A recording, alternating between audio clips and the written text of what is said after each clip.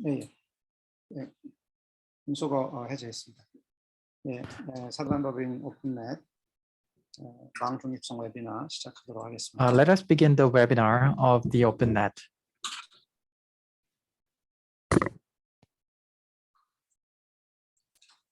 최근 오징어 게임의 성공과 Recently, the Squid Game made a success, and in relation to this, there is an outcry that Netflix need to pay the usage fee of the network, and President Moon Jae-in also expressed his support for the bill mandating the network usage fee. And if people pay more money, then the network operator will facilitate the transition of the network.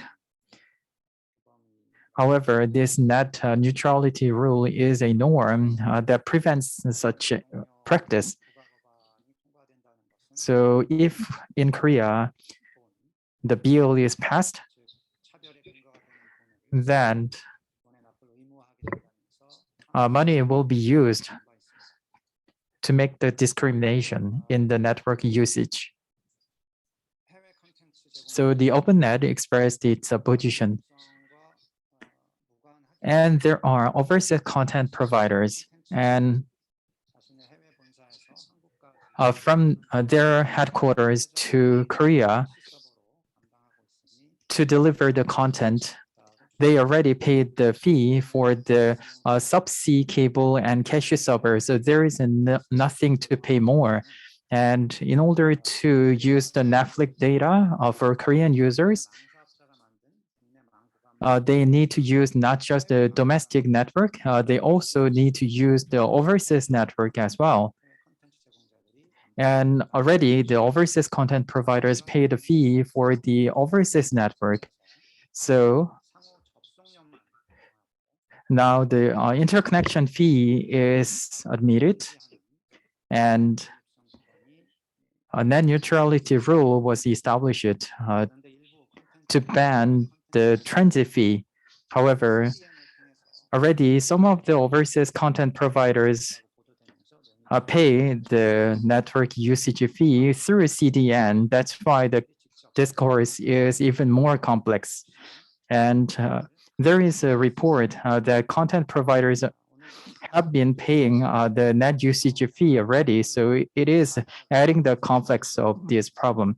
So I will introduce the panel today, and please say hello when I call them. First, all around the world, there is no conflict about the net usage fee. So Michael Kende will explain why this is happening only in Korea. He is from the Analysys Mason. And next, we have a representative from Netflix, Director Thomas Volmer, the Director of Global Content Delivery Policy. And he worked with Orange, which is a French network operator, and this is usually cited as a case for the network usage fee, so we will listen to him. And last but not least, the many overseas content providers use the CDN service, Cloudflare, so we invited Alissa Starzak, Vice President of Global Public Policy of Cloudflare. Then let us begin the session. But before that, I would like to clarify two terminologies. I will explain two terminologies before the session.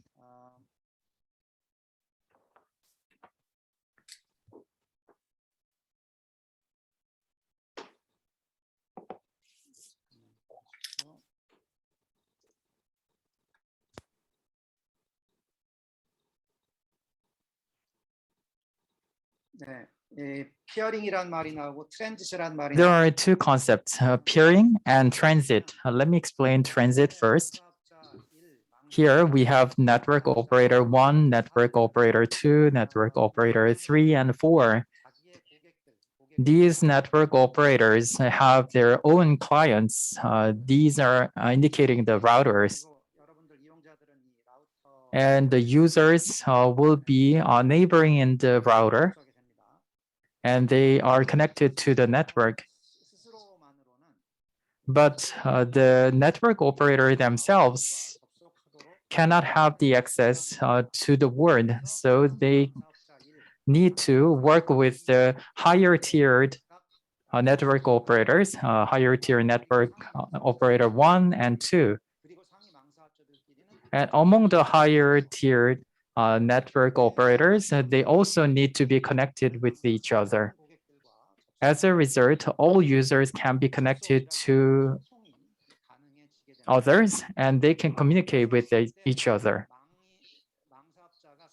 So here, the network operator need to have a connection with the higher tier network operator, and this connection can be established based on the payment, and that payment will be established based on the user fee they gather from the end users. So the users who are using the network at the home can use the network based on the transit. And let me explain the peering. At the global network, for instance, network operator 1 and network operator 2 need to be connected together, but they cannot be connected directly. So it will take a lot of time if they go through the higher tiered network operator. So this network operators can be connected together based on the subsea cable or a cache server. In this case, we call this as a peering. So this is not a payment for the connection with the higher tiered network operator. Rather, it is the connection between the same level of network operators. Sometimes it is paid or sometimes it is not paid. So usually it is for free, but if they paid the payment, then it is paid peering. Then let us begin the presentation. Let me invite Michael Kendall first.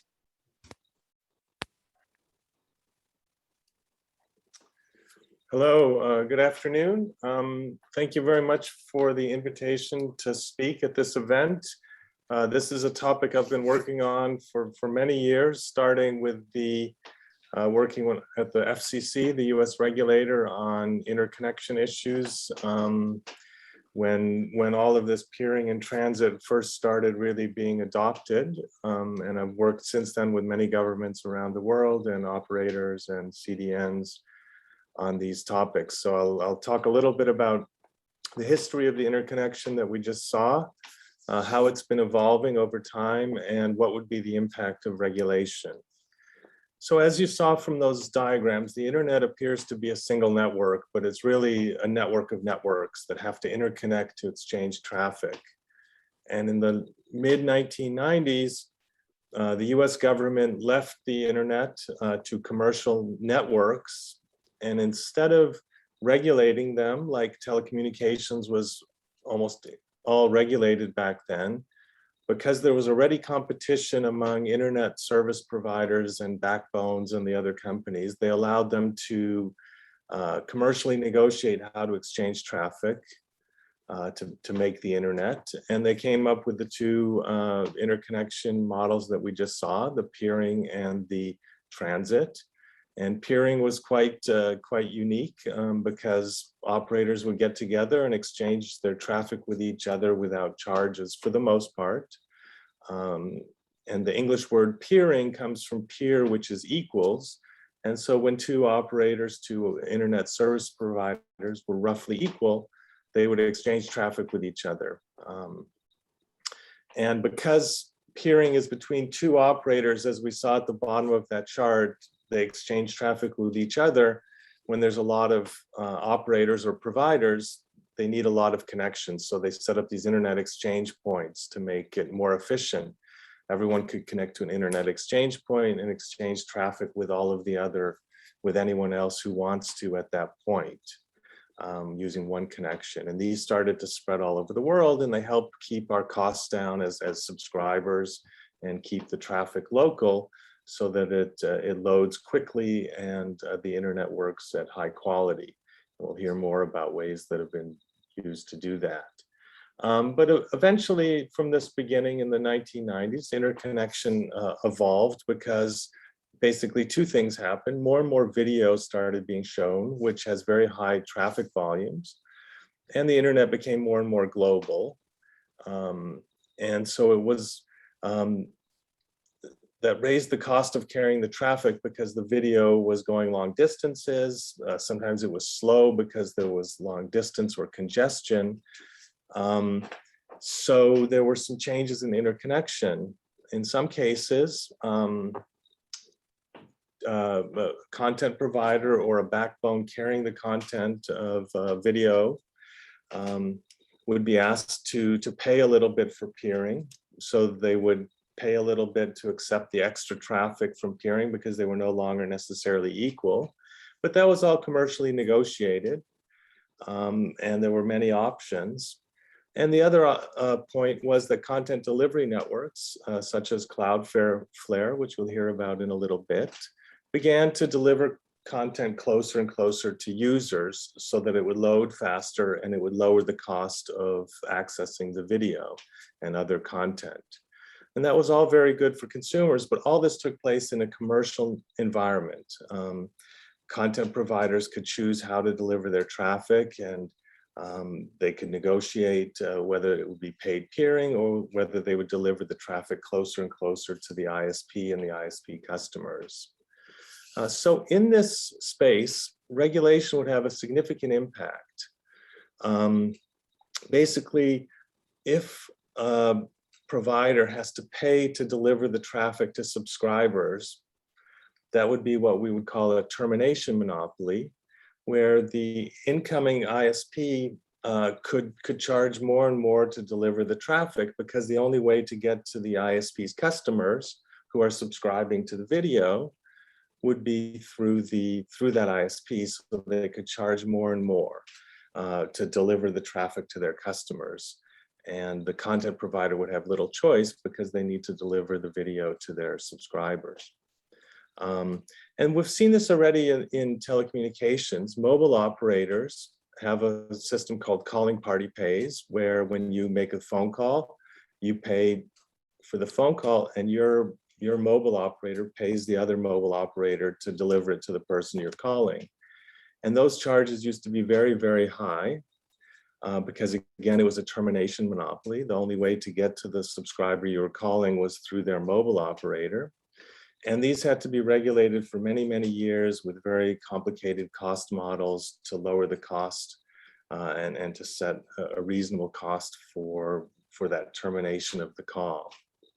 So this is much different than paid peering, and we'll hear more about this, but there are many alternatives to paid peering. You can leave your traffic somewhere else and the ISP can pick it up. You can deliver it closer and closer with the CDN.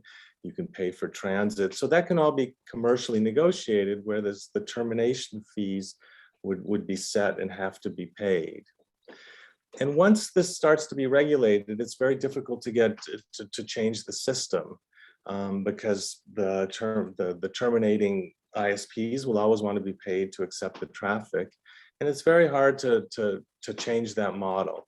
And it would have a significant impact on the internet because it would raise costs for the subscribers, because for the people buying video, because they would have to pay all of these charges.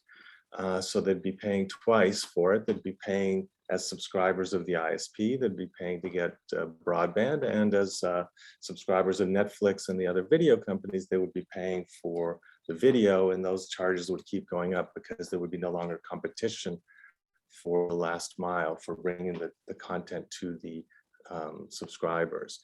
So I'll stop there, but just say that the market is working very well. Commercial negotiations on peering and transit have been taking place for over 20 years. They keep changing as CDNs enter the market, as IXPs, internet exchange points, enter for the exchange of traffic. And this should be left in the commercial negotiations, and regulations will significantly change the market. And if they start to spread, the internet will change, and eventually we as subscribers will start paying more for the content that we want to see. So I'll leave it there, and thank you very much.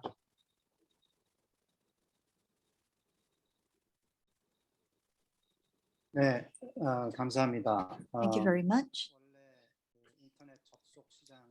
The internet access market had enough competition in the past, and with the development of CDNs, we could handle the increased traffic. That is why if we start to adopt regulation, there will be more and more side effects in the market. I believe that that was the essence of the presentation. And network usage fee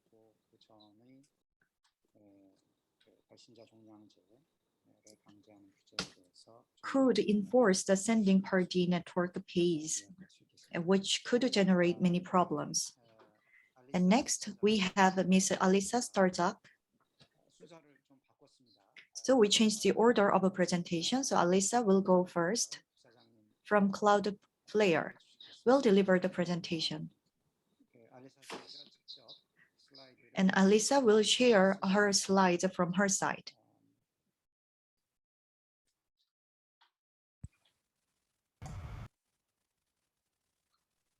Terrific, thank you. Hold on, let me see if I can share my screen here. If you want, I can share from here as well. But, actually, if you wouldn't mind, okay, that would be. All right, I'll share. Thank you. And thank you so much for having me here today. This is an incredibly important topic for Cloudflare, and I am very excited to be here and with such distinguished panelists as well. So very pleased about that. And maybe I can just start while you bring them up, if that's okay. What I want to talk a little bit about today is how interconnection policies affect access to all the sites that make up the global internet, helping the internet work efficiently. I think, as Michael alluded to, often we hear very specifically about streaming sites, and I think we don't want to lose sight of all the other sites that are online that are potentially affected by regulation. I think that's an incredibly important component to think about. I think although streaming providers like Netflix are an important component of the conversation, internet users do visit many other websites on an average day for work, for school, for entertainment. Whether it's the website of a small business looking to survive in the lockdown world of a pandemic, or an individual blog designed to help people stay in touch, or a small town news site, the magic of the internet is that it's currently made up of many voices, not just those controlled by the largest businesses. And I think this will be perfect time for the screen sharing. So well done on timing, because I was just about to start on the next part about the role that Cloudflare plays, which is the first slide. So okay. Actually, you can go right to the next one. Yep. All right. So Cloudflare is actually Cloudflare is a global network, and we play an important role in making sure that all the sites online, or many sites online, and have access to tools that make the internet fast, secure, and reliable. So what are we? We run a global network with equipment in 250 cities in more than 100 countries. We use that network to cache content locally. So we operate what's called a CDN, as Michael alluded to. But we also provide security protections for the millions of sites that use our service. So people who want to use to improve their website's performance and security can sign up for Cloudflare's basic services online for free. And I want to emphasize that because I think it's a really important point to think about in this context. So if you are a large business and you want a wide variety of more robust services, you can sign up for those as well. You can arrange for payment. But we also have a service that enables anybody, your mom and pop shop, to actually put your website on Cloudflare, cache the content locally, and provide security protections on it. That business model means that we see a full range of sites on the internet, from personal websites to Fortune 500 companies. And the services that we provide them all rely on the interconnection structure that Michael was talking about before. More than 10,000 ISPs peer with us on a settlement-free basis because we provide them with the ability to provide an important service to their customers. We can help them serve content to their customers faster with less need to pay for bandwidth because our cached servers are co-located with the ISP. So again, I want to emphasize that 10,000 ISPs with settlement-free peering. Can we move to the next slide for a sec? So this is just briefly about how caching actually works in practice, and some of this was covered in the video. But this is what CDNs do. We place equipment in places all around the world, and the end result is that the content is closer to the user. And what that does is it means it's more accessible and it gets there faster for most users. From an ISP standpoint, it also means that they don't have to go elsewhere to go get that content. So it's located right essentially next to them, and so it reduces their bandwidth costs as well. And that's why we can do settlement-free peering. So our settlement-free peering is actually what enables us to have a free service. So when I talked about the importance of that free service before, the fact that anybody can sign up for a set of services that improves that decreases latency, for example, and improves their security, it's because we have settlement-free peering. So that means not just the largest companies that may have an ability to pay, but anybody with a website can actually sign up for a set of services that improves the speed of that access for end users. And the end users actually benefit because they see a faster internet. So it's sort of an everybody wins situation. Unfortunately, however, the model has broken down in Korea, as I think we've talked about already, and is potentially likely to break down further. And that's why we're here today. We're going to be talking a lot about bandwidth costs today, but I want to explain what Cloudflare sees in relative terms. So let's go to the next slide.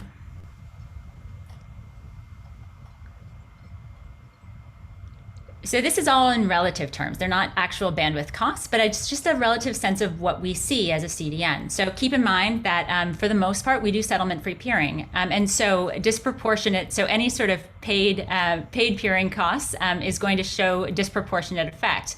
But we also see something very different in Korea than we see anywhere else in the world, including places that we see where we actually have some paid peering. So to give you a sense of what this chart means, the average Korean ISP costs us 10 times the equivalent in India, 20 times the equivalent in Japan, 30 times the equivalent in the US, and 40 times the equivalent in most of Europe. And in contrast to in most other regions in the world, which sees annual decreases in bandwidth costs have not gone down in Korea in 6 years. I think the important thing to understand about that cost is that it has consequences. So it essentially acts as a tax on serving traffic from inside Korea. And the consequence is that, unlike major economies, a substantial amount of traffic is served from outside the country. And I don't think any manner of regulation will end up solving that, in part because of the way the global internet works generally. We, for example, have invested in infrastructure and local internet exchange points to speed up access to all of the content on our network, including those of our free customers. But the larger ISPs have chosen to bypass that infrastructure to serve traffic from abroad unless we pay a fee. Unfortunately, I think everyone loses from this approach. Most importantly, the ISPs have imposed a latency tax on users. Let me go to the next slide.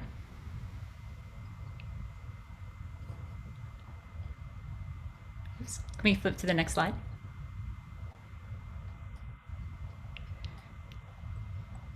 A Korean user looking to visit one of our free sites will see an internet that is 187% slower when content is served outside Korea. So that means, again, those mom and pop shops, those small websites that are using our service just get a slower internet because they can't afford to pay the fee. And again, they're not paying us anything, so we're not making money off of them. But everybody loses in that situation. You know, I think from my standpoint, what we actually eventually want to see is an internet that works for everyone. This isn't just a fight about who pays in the big picture. It's about how the global internet works. We think that means users should have a fast, reliable access, not just to the largest sites online who may be able to pay large fees, but also to the many other sites that make up the internet. And I think that's kind of where we come down on all of this. We think it's incredibly important to have a set of regulation, or just to have processes, not regulation, that actually enable that process to work. And we have not seen that in Korea to date. And I think that's the larger challenge that we're going to talk about today. 네. 네, 감사합니다. Thank you very much. Cloudflare에서는 From Cloudflare, 잠깐만요. wait a minute, please.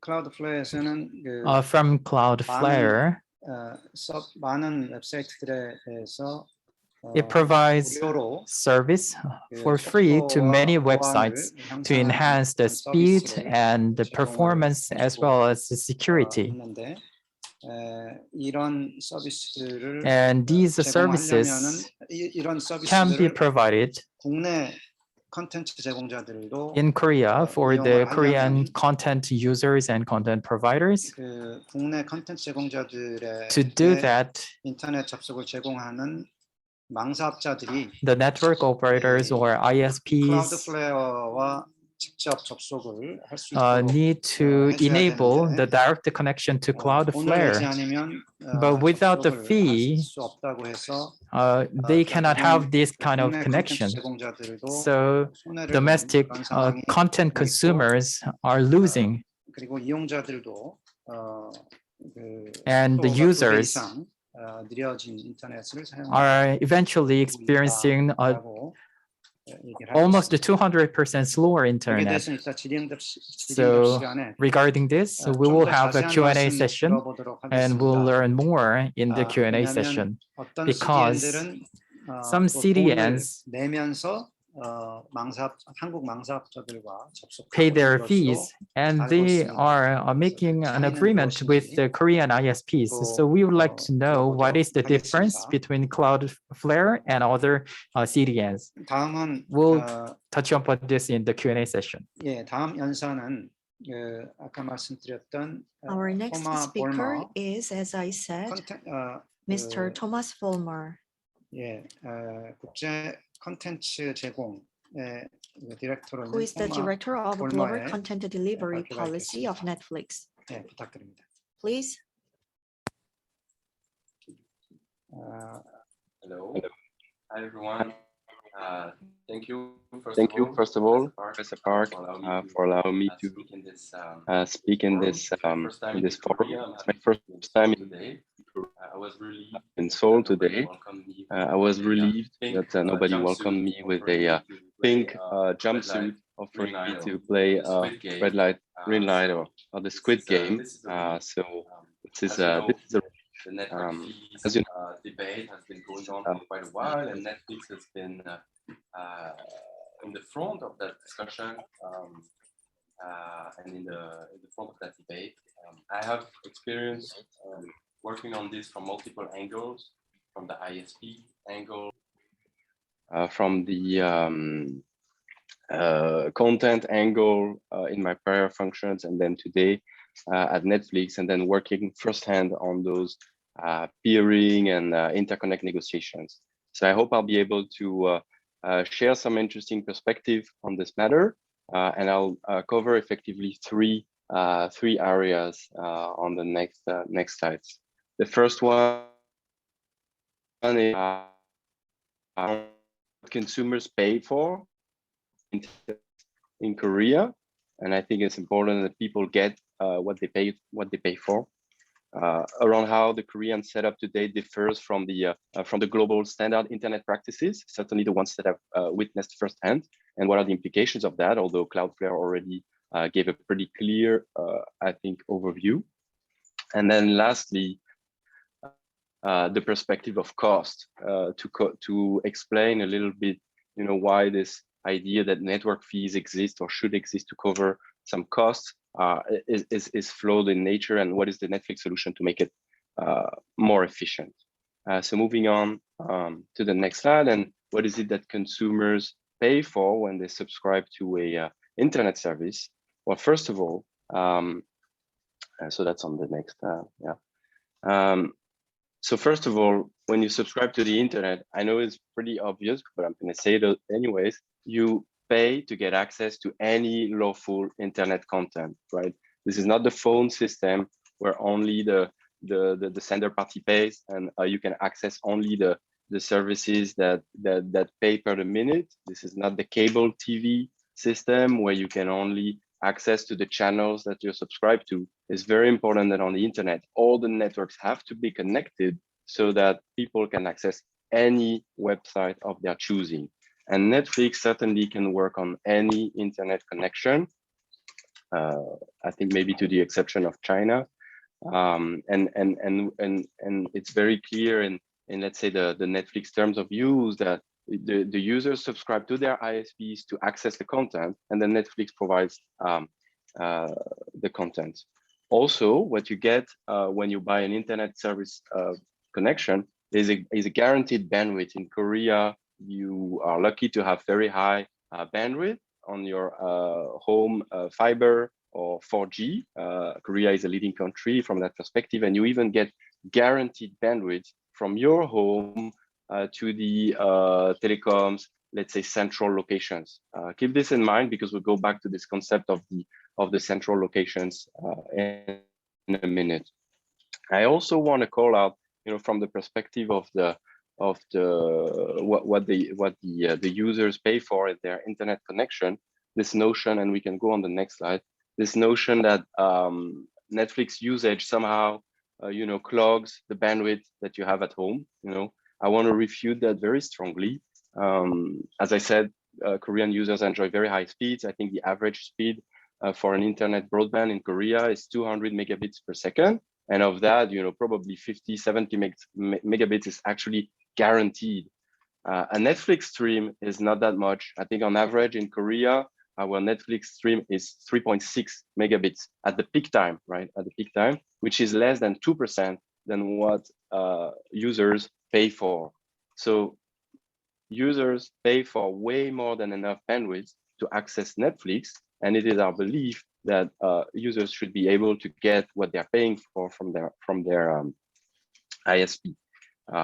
So again, users pay to access any content, including Netflix, but also every other. And users pay for way more than enough bandwidth to cover Netflix. Netflix is not somehow filling up the network. I will get back to that in the later stage. Now, moving on to the second point, which is around how the global internet works and how, let's say, Korean current practice or even proposed regulations global standard. I think the previous point, that Cloudflare made is really clear, but I do want to call out incentive, right? In Korea, you have this toll that ISPs impose on content, but same Korean ISPs, they actually pay, they invest their own money to connect to the world and do settlement free peering or pay for transit. So in fact, the global rule is not sender party pays or content pays. The global rule is ISP pay to access the global internet. This is what we see in Japan, in Seattle, in Singapore. Korean ISPs actually build infrastructure and pay to connect to all the content. And so by charging a toll at home or mandating this toll at home, what is happening is that the law or the regulation might actually deter investment and discourage content providers from investing in Korea. This is the exact effect that was illustrated by Cloudflare, where most websites choose to be hosted outside of Korea and provide higher latency for internet users in Korea. So again, going back to what Korean users pay for when they subscribe to an internet service. And so moving on to the last part of this presentation, which is around the perceived costs. So as I said, there's this risk of perverse incentive. This risk of perverse incentive encouraging content to be hosted outside of the country and therefore to traverse a very long network path, trans-Pacific across the ocean. And of course, this is not efficient, right? It's very clear there is a cost attached to it. Submarine cables cost $200-300 million to build from Asia to the US. And so moving all those videos across the world is not efficient. And so we recognize that that's very clear. And this is why 10 years ago, Netflix decided to build their own CDN. So we'll move on to the next slide, Professor. So we'll see whether the Netflix map has more dots than the Cloudflare map. I'm not too sure about that. I think they're different in nature. It's very common for content delivery networks to kind of boast the number of locations. But in effect, as I was saying, this idea of moving traffic over long distance, extremely inefficient, creates cost. I think everybody recognizes that, and it's not a good thing. It's not a good incentive. And so what you can see is that Netflix has invested in their own content delivery network, OpenConnect, and is partnering with ISPs, thousands of ISPs, to deploy tens of thousands of servers around the world to deliver content locally and minimize the cost. So if you think of the network fees as a means to compensate for cost, actually, when you localize traffic, there is no cost to compensate because the traffic comes to you, and therefore there's no cost to compensate. I want to go one level deeper because that is a piece that is very specific to Netflix, and I want to really emphasize this in the context of Korea. If we go to the next slide, is that content delivery networks such as OpenConnect do not just stop at the border of Korea and let's say save the cost of international bandwidth. You can deploy actually inside the country, pretty much in any city in Korea. Where I'm from in Europe, right? We have partners in France or in the UK that deploy Netflix servers in 20 or 50 cities in the country. So if you think of an ISP network as a kind of national backbone spanning the entire country from Seoul to Busan, all the way down to Jeju-do, actually by deploying the caching servers in the country, deep at the city level, you are also saving all of the cost of that national backbone. OpenConnect, because of its integration with the Netflix content, is a particularly efficient content delivery network, meaning that in the space of 2 cupboards, basically a cupboard is the size of a human being. So the size of 2 human beings, you can store the entire Netflix library, all the movies, all the shows. And so you don't need any additional bandwidth to go and fill up the cache. It's also a predictable library. Obviously, not everything is predictable. I don't think we could predict that Squid Game would be such a success initially, but we did predict that it would release on, I think it was 17th of September this year, right? And so that means that in the days prior, over the course of the night, when the network was completely empty and therefore it costed nothing, that's when the caches would refresh their content to make it available on the D-Day so that everybody could watch it. So again, I want to emphasize that upstream of the caches on the national backbone, on the international backbone, there are no costs to be covered by a network fee because there are no network costs at all. So now we are left with only the downstream portion, like what happens from the users to the central telecom location where the Netflix servers are hosted. Well, this is the part, if you remember the first part of this presentation, right? This is the part that is actually guaranteed by your contract. You pay for this bandwidth, you pay for this speed. It's guaranteed by your ISP that from your home to the telecom central location, you have paid for this bandwidth. You have 70 megabits, you have 200 megabits. And so it's way more than enough to carry Netflix. And so we again strongly want to refute also this network fee argument, not just from the point of view of open internet, having access to all the websites, not just from the point of view of the global way the internet is working and the fact that it deters investment in Korea, but also from the point of view of cost, where there is absolutely no cost to compensate through those network fees. Certainly, if you cooperate on CDN like OpenConnect, it is our experience that most ISPs, almost all ISPs around the world, are very happy to cooperate with such technology. So if we just go down to the next slide and the conclusion, right? all this wide network that you would see, you know, the national backbone, the international backbones, the costs are not there, right? There's no point in mandating network fees to compensate for costs that are not around, right? The cheapest infrastructure you can build to sustain Korea is actually not build infrastructure at all, but serve content locally. And we think that the laws and regulatory framework in Korea should encourage this localization of content so that finally internet users can get what they pay for, which is access to great content at the speed that they have contracted. Thank you very much. I look forward to the discussion. Thank you. Let's see. Stop sharing, and let's move into question and answer. Let's see.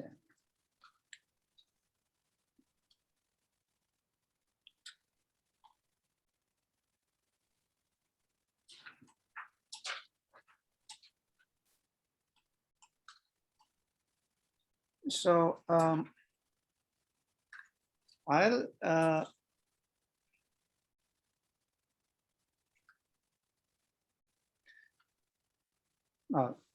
제가 한국말로 하기로 했기 때문에 I will speak in Korean, so you will use the English interpretation. Wait a minute, please. 우선 그 알리사 님께 First, I will ask a question to Ms. Alissa. CDN들은 전 세계 많은 All around the world, there are CDNs, and they are paying the fee to the ISPs or network operators. 아까 보여주신 거 보면은 And as you can see in your slide, as for the Cloudflare, 그 한국 사업자에게 내야 되는 돈이 there are fees 미국에서 내야 되는 것보다 to be paid to the Korean ISPs, and that fee is almost 40 times higher than other countries, such as European countries, as you mentioned. 그렇다면은 If that is the case, 이 가격은 누적 통행량에 따라서 as for these fees, 결정이 되나요? is it determined based on the throughput 용량 or based on the capacity? 그리고 계약마다 다르다면 And if it is depending on the agreement, what kind of factors should we consider? 아까 말씀하실 때 In your presentation, 이런 것 때문에 you said that based on these 콘텐츠 제공자들이 Korean content providers, 이런 것 때문에 한국 due 콘텐츠 to these 제공자들이 factors, Korean content providers cannot use the free service provided from Cloudflare in Korea. 여기에 대해서도 So regarding this, 조금만 더 자세히 설명해 주시면 can you 감사하겠습니다. elaborate on it? Sure, I would be happy to. So I think it's worth understanding sort of how those pieces fit together. So on the first question, I think to Thomas's point, we see something very similar around the world to what Netflix does. It's usually in an ISP's interest to do free peering because they see fewer bandwidth costs. It is the sort of overall cost that they have to pay. That what they normally have to do is provide a set of service to their users. So they're actually providing a better service for their users, and that is what they get from the relationship. And so it's not so much about what when people charge, why they charge. It's the sort of incredible difference between the idea that they're essentially getting double payment. They're getting payment, their end user pays for a set of service, and then they're charging again for that same service, that connection to the end user. They're trying to charge from a content for whoever is providing that content. I think that the challenge for us with our free users is that is not a charge we can pay for free users. And so from a practical standpoint, it is not in a free user, it's somebody who wants to get the benefits of Cloudflare can't get it locally within Korea unless they're talking about a smaller Korean ISP, not one of the larger ISPs. So I think it is worth distinguishing on that slide. One thing that's important to understand, the reason we could do that latency analysis is because we do peer with ISPs within Korea. We are at an internet exchange point within Korea. Our content is available in Korea. There are choices made about when they're going to access that content or not. And I think that's sort of Thomas's point too. That content is all available locally if they want it. It's something that could be picked up there, but they're choosing not to for the desire for a fee. So I think practically the ability to sort of understand what's happening within different ISPs, you can see that latency because of how it's served and what that content looks like in sort of a difference. I think from a Korean user standpoint, so if you set up a small website within Korea, or if you're a Korean user and you want to set up a small website, again, the idea that it is cheaper to set up a site that is served from outside the country tells you something about sort of business within Korea, about who you're prioritizing for a set of services. It is, again, more expensive for them to serve it from within Korea, and so they end up, because that often doesn't happen, they end up with latency concerns, which has, obviously broader implications for business within Korea as well. 네.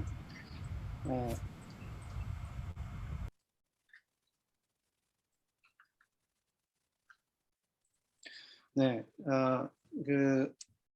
이런 그 가격 구조 때문에 Yes, due to this cost structure and price structure, when people want to set up this website in Korea, they had no choice. So it would be better for them to set up the website in overseas server.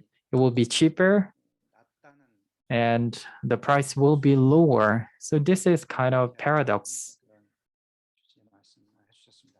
Thank you very much for your comment. And let me ask another question.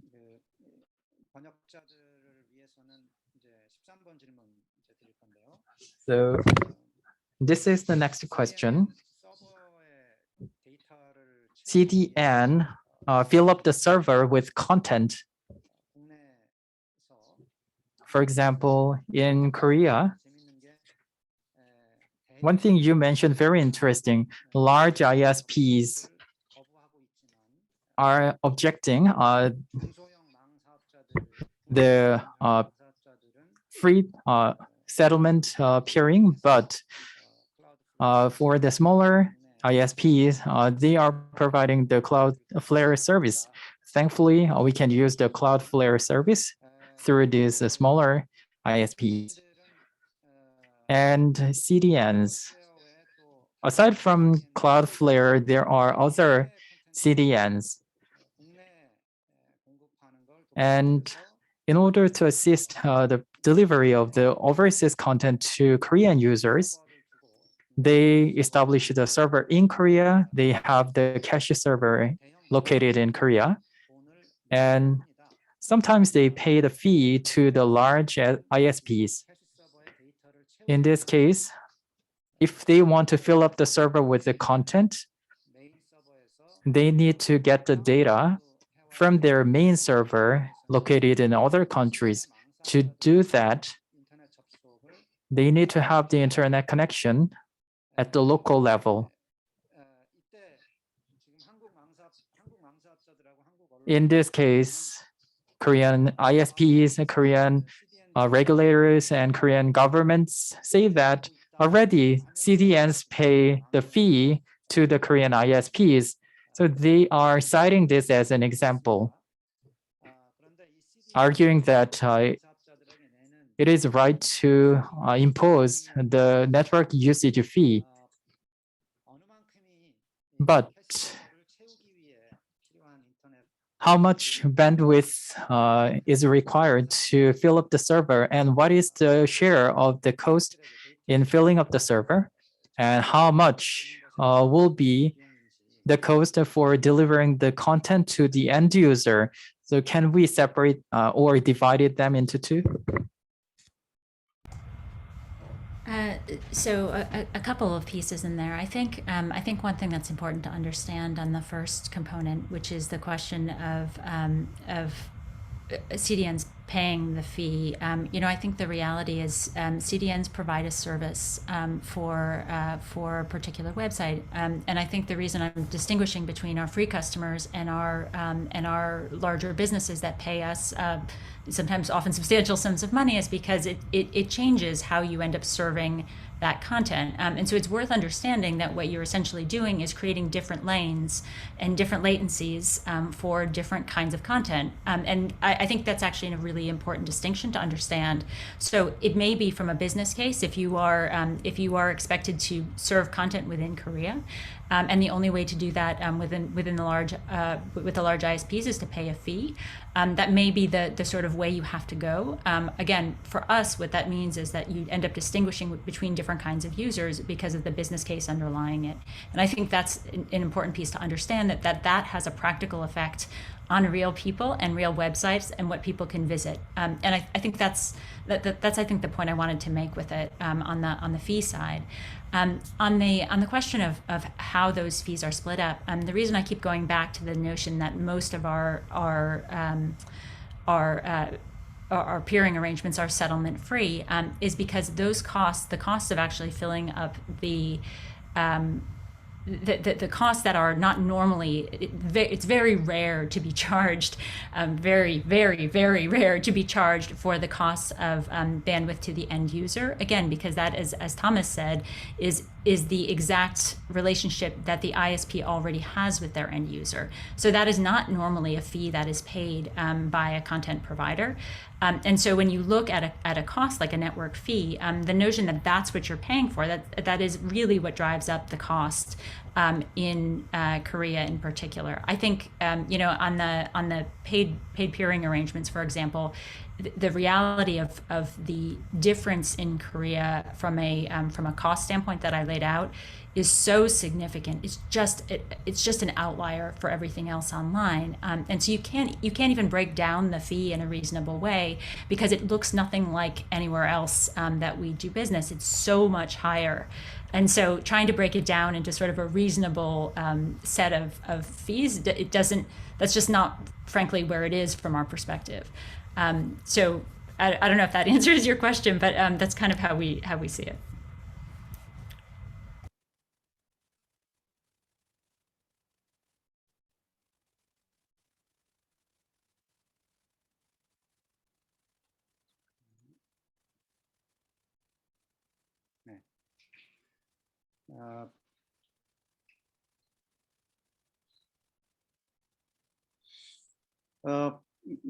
마지막으로 하나만 더 알리사님께 질문 드리겠습니다. This is the last question for you.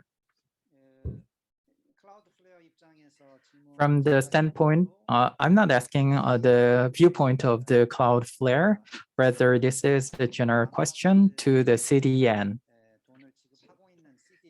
So some CDNs pay the fee to ISPs. So if there is any advice you can provide, please let us know. Let me give you an example.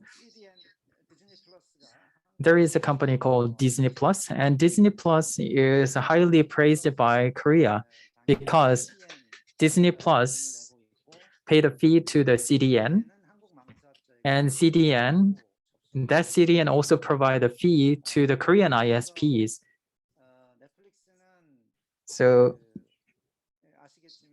as you may know, Netflix is a content provider, and at the same time, it has its own cache server, so it can be seen as a CDN as well.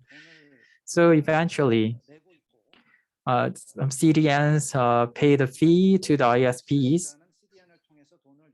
So one content provider paid a fee to the ISP, and Netflix is not paying the fee. So this situation,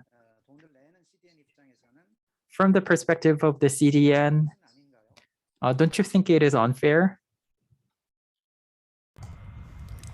Well, I think there are actually lots of different arrangements. I think if you go out into the broader internet, the global internet, if you don't try to regulate that piece and you look at the commercial arrangements, you'll see an incredibly huge range of commercial arrangements.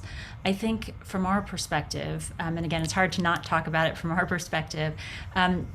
I think that what we are looking for, it's less about sort of criticizing any particular way of doing a commercial arrangement and more thinking about ways where we can make sure that there is access for everyone to a fast and reliable and secure, from our standpoint, internet. And I think that the thing that we potentially lose when you start comparing is, again, everyone's going to come up with their own arrangements, but if you come up with a forced arrangement where that is no longer possible, then you are changing the way the internet works. And that's not I think again, I think the reality is different kinds of CDNs are going to have different kinds of arrangements. A lot of it will depend on the kind of content they're serving, for example. So I think the reason I distinguished large streaming providers is they look different than a static content, right? Than a static content site, just from a bandwidth standpoint. So you're going to have lots of different variety, lots of different kinds of potential benefits for an ISP, lots of different ISPs who have different views on how to best serve content. I think the goal for us, though, is to make sure that there is a way for all sorts of different websites, all sorts of different content to be served as quickly as possible. And we think there is a way, and I think that the concern that we have really in the Korean space is that it's getting pushed away. It's not being accepted. It's not something that is actually working presently. And so it's trying to think about, okay, what has gone wrong here? You don't want to have a site where you don't want to have a world where one particular website just gets the fast lane because they're willing to pay and nothing else online does. It doesn't. I don't think that's actually the internet most users want. And so I think we have to kind of go back to that user side and think about what we all want from the internet. So I guess that's the perspective I would take on it, less about an individual CDN or even a particular service. I think we have to think about it from the user side long term and figure out how we get the internet that works for everyone. 네, 감사합니다. 지금 Thank you very much, Alissa. I believe in your time it is 1 a.m. midnight. Only midnight. So if you are too tired, you can sign off. Feel free to do that. And we'll move on to another one, Mr. Michael. So, Michael, sending party network fees is a bad regulation. I understand that, but regardless of the regulation, if not voluntarily pays to SK Broadband, which is a Korean ISP, for delivering Netflix data to SK Broadband's customers. What about that? Do you think there are any problems? I won't speak for Netflix or the arrangements that they make, but we heard that Disney Plus is paying for hearing for delivery of their content. And that's a commercial decision that they've taken. They're working in many countries, and they can take a decision how to negotiate it, where they want to deliver their traffic, and whether or not to pay. And that's fine. That's what makes up the internet. All of the arrangements in all the other countries are commercially negotiated between the ISPs and the content to make sure that the best delivery is taking place for the users.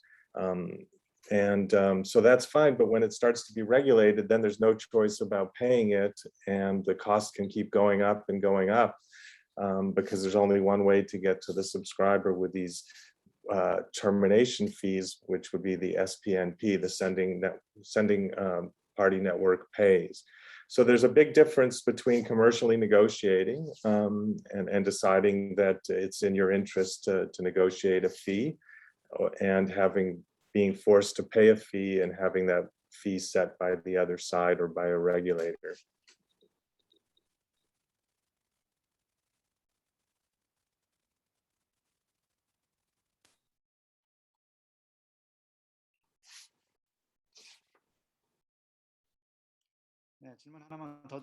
So let me ask you another question. The FCC in the US, when we look at its net neutrality regulation, it says that charging for delivering data to ISP's own customer is banned. However, paid peering is not covered in the regulation. On the other hand, in Europe, the regulator, BEREC, warned on the danger of a paid peering. So what are your views of these approaches? So we have a paid peering and sending party network fees. Which one is the bigger threat to the internet ecosystem? Well, definitely the SPNP or the termination fees are the greater threat. I mean, the FCC has, since the very beginning of the commercial internet and during the time that I was working there, I studied this issue and wrote a paper about it, has always allowed interconnection to be freely negotiated between content providers, internet service providers, backbones, and they're always commercially negotiating. And so the FCC was saying, if in those negotiations there's paid peering arrangements that the two sides negotiate, that's fine. But they differentiated that, in my view, correctly from a termination monopoly, where the content provider or CDN or backbone has to pay to deliver the traffic, and the cost that would incur, and the regulation that would have to take place as to what the correct cost is. So they worried about that. I think BEREC was just pointing out that paid peering could eventually be called paid peering, but could evolve into a termination monopoly. So they were really proposing that the model should remain as the vast majority of peering is settlement free without cost. And they were recommending that would be the best way to continue, and that paid peering could eventually evolve into a termination fee. 네, 그래서 지금 상호 접속은 자유롭게 협상될 So 수. interconnection should be based on commercial negotiation. That is the case currently. And paid peering is not banned altogether. However, if the network operators serve as gatekeepers, and if they wield their power based on monopoly, and if they force users to pay the fee, it is a matter banned by the sending party network fees regulation. So it is about a paid prioritization. So this is a discriminatory act. And the current paid peering activities could potentially lead to such discriminatory acts. That's what you're saying, I guess. So in Korea, network operators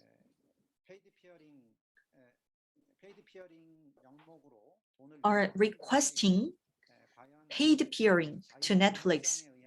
And is this commercial negotiation,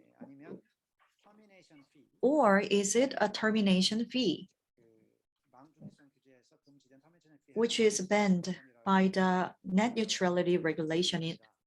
So that is the matter we have to think about. And in this situation, so let me ask a question to Thomas. So this question is directed to Mr. Volmer. To deploy content across the world, Netflix has invested about $1 billion, but Korean consumers take up about 5%, so it is about $50 million for Korea. And SK Broadband has invested much more than that in building network in Korea. And what do you think of this? I mean, how much and invest in Squid Game or in not much. I think the answer to this is that there's two different business, right? It's absolutely a great business model to invest in national broadband infrastructure and sell broadband connections. I think Korea is leading to some extent in this domain, providing fast fiber, 5G phones and whatnot. And that's a business that requires capital, investment, etc. Netflix invests and wants to invest as much of our money as possible on content. Last year alone, we invested $12.5 billion on content, TV shows, and movies. And this is what we want to do. We want to be able to compete on the great content that we make, that make our users happy, that make our members happy, and we want to keep doing this. 네, 그렇다면은 하나 질문 드려보겠습니다. 번역자들. So let me ask you another question. So Thomas, I know that you worked at Orange, which is a French ISP, and you asked Google to go for paid peering. So correct me if it is wrong. And why Google paid back then, and why is Netflix not paying right now? Because in the past, Netflix used to pay for paid peering with Comcast in the past. Yeah, thank you for this question. I mean, obviously, I'm not in a position to comment on what agreements exist today or may have existed in the past. Those are confidential agreements. So you only hear partial information through the means of press, which I recommend to always take with a grain of salt. However, I can talk to the context, of early 2010s versus today, early 2020s, and I think a lot has changed since. The European Open Internet legislation has passed, so has the FCC Open Internet Order. Those are very clear that people should get access to the content that they choose, and any interconnection practice that discriminates content or limits the ability of users to choose their content is banned under those orders. I think there is also extensive case law in telecoms mergers that give very clear guidelines on interconnection. For example, in the merger between Charter and Time Warner Cable, paid interconnection was banned for, I think it was 8 years. There's another case in Europe between two cable providers in the Netherlands, Ziggo and UPC, that were mandated as part of the merger remedies to maintain unconstrained interconnection capacity. I think those are definitely important elements of context. And then also, I think to echo, what Alissa has said, I think content providers and ISPs have evolved in their thinking, and are offering a lot of great technology to cooperate, right? OpenConnect is an example of one that today Netflix uses. Generally, there's a great cooperation between Netflix and, for example, Korean TV makers, right? Making Netflix available on Samsung or LG.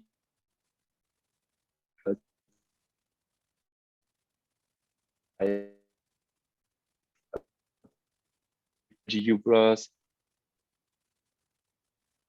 It's really thinking about it not so much in this idea of and pay. It's more thinking of what is a productive way to achieve a good internet for the consumer.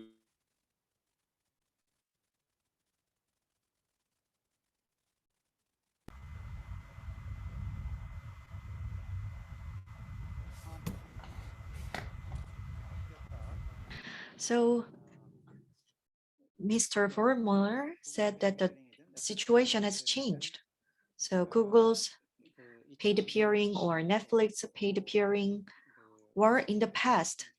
So there was a regulation initiated by Europe in 2015, and there was a net neutrality regulation adopted in the US as well.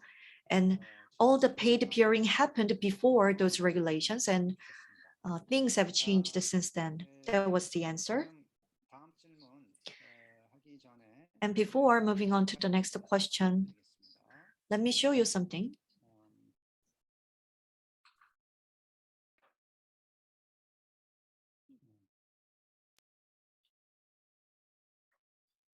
지금 보여드리는 것은 So as you see, 지금 보여드리는 것은 텔레지오그래피의 자료인데 so this is the data by telegeography. So this is the price of transit in different cities.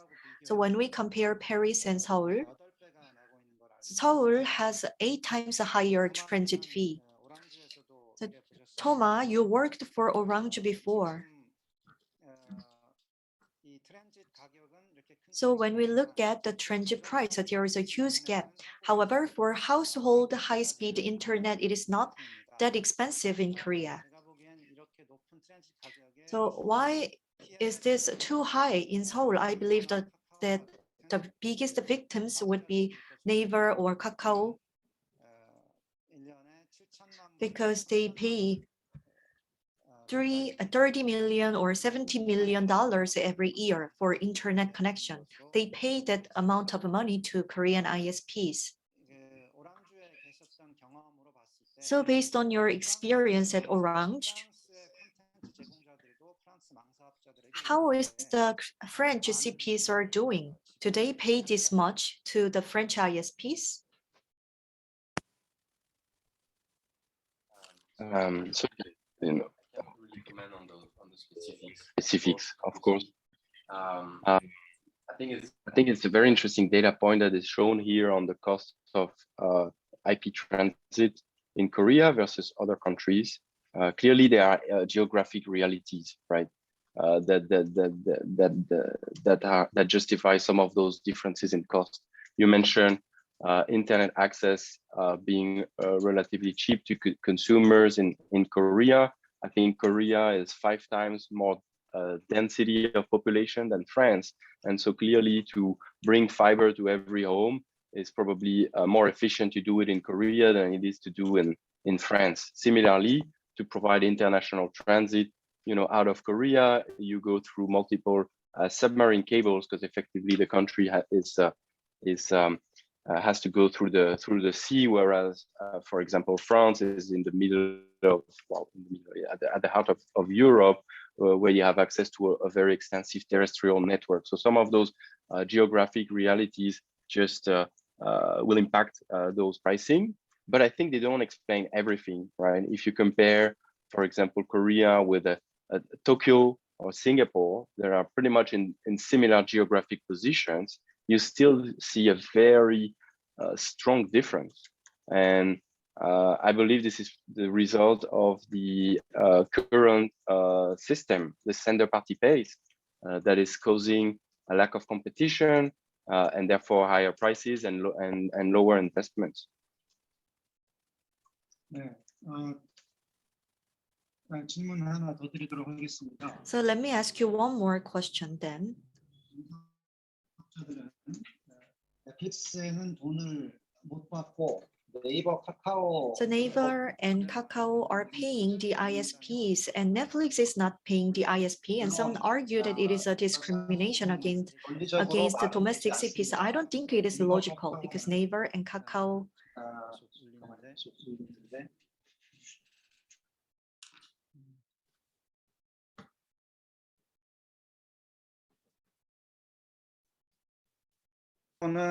전 세계와의 Naver and Kakao need international communication through Korean ISPs.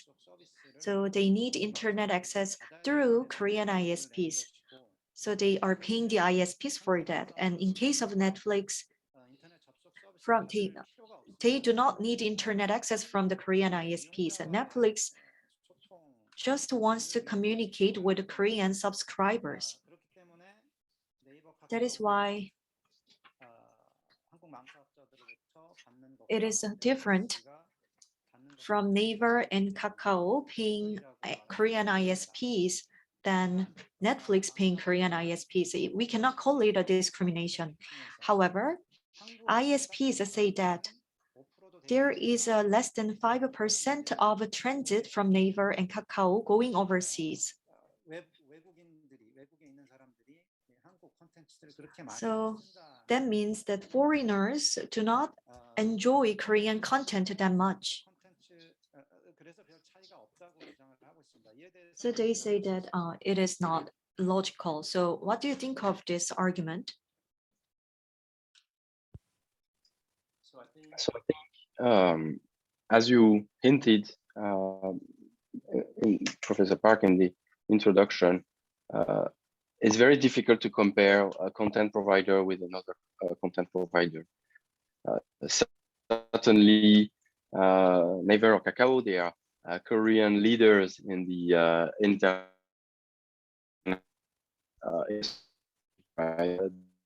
substantial investment in the country. They have their data center be built,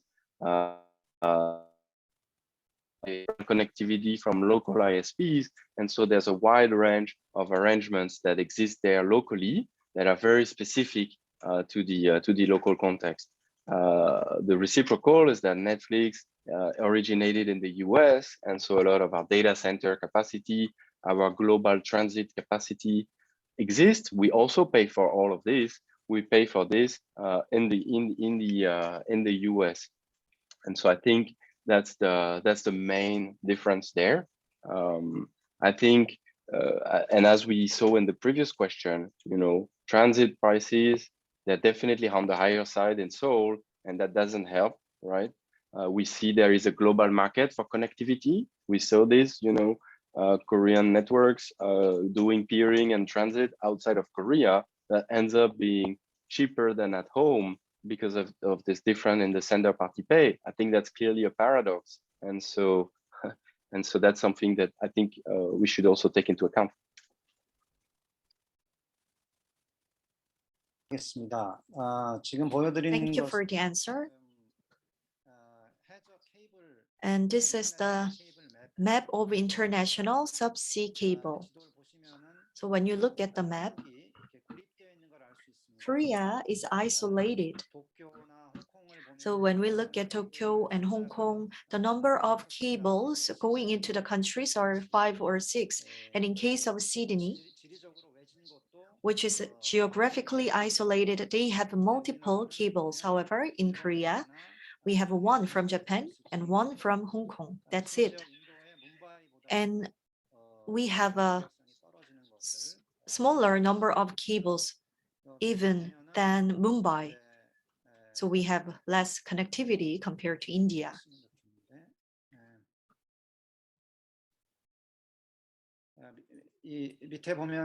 So when we look at the bottom, so this is the number of submarine cables, the number of cables coming into Korea is smaller than Australia, Malaysia, and the Philippines.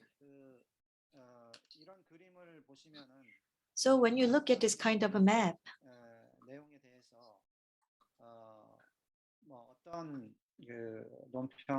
what can you say about the Korean context? So Korean ISPs, so they say that it is not their fault for Korea to have a high transit price. They say that it is because of the geography of submarine cables. So that is why the price is high. So what do you think? I'm worried when I see this. I think it's a cause for concern, right, for Korea, because this means being, isolated from the highways of the future, the infrastructure in the future. But the submarine cable geography is not a natural geography, right? It's a choice of investment. Companies who build submarine cables choose where they invest, and they invest where there is a fruitful business, where there is a welcoming business environment. I think the most recent cables that were announced across the Pacific are, I think, Facebook and Google projects, Echo, Bitfrost, Apricot, and you're right, those are landing in Japan, in Australia, in Singapore, they are not landing in Korea. Investment in Korea is discouraged by this regulation, and I think that is a cause for concern. And I would, as a policymaker, I would really question why that is, and try to encourage this additional investment. 하나 더 드리겠습니다. 또 하나 So here is another question for you. Let me share another table. So Michael, you said, you mentioned IXP. So it is internet exchange points. Multiple network operators can make interconnection and add IXP. So this is the access point. And Hong Kong and Japan, Malaysia, they have IXPs, and Korea have IXPs as well. But when we look at the Korean IXPs, the number of participatory network operators, when we compare it to that of Hong Kong, Malaysia, and Japan, the number of network operators is very small in Korea. And Korean IXPs do not have large-scale network operators. In Hong Kong, Japan, and Malaysia, they host large-scale network operators. A lot of large network operators are there. So Thomas, could you elaborate on the Korean context about the current situation? I think we touched upon this briefly, right?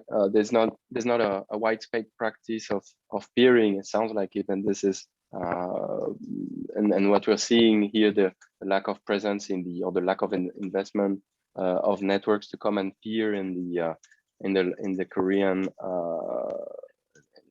fabric is the result of that.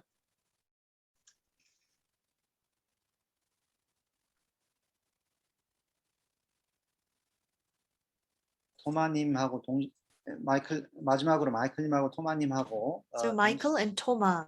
So this question is for both of you. So Korean ISPs argue that